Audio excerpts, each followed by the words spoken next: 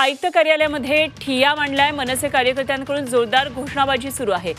मिळकत कर विभागातल्या गैरकारभाराविरोधात आंदोलन सुरू आहे। उपायुक्तांवर कारवाईची मागणी यामध्ये करण्यात येते।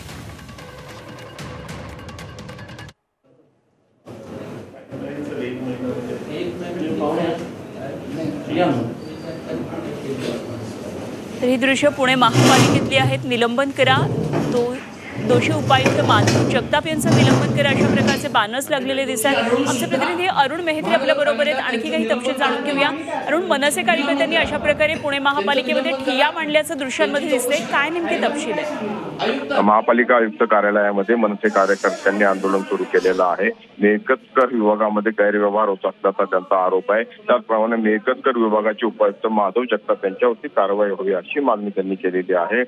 या शहरामध्ये अनेक मोठे थकबाकीदार आहेत, त्यांच्याकडून थकबाकीची वसुली होत नाही, मात्र सर्वसामान्य नागरिकांना त्यांच्या दारासमोर बँड वाजून थकबाकी वसूल केली जाते आणि या संदर्भात आधीपासूनच त्यांच्याकडून पाठपुरावा सुरू होता।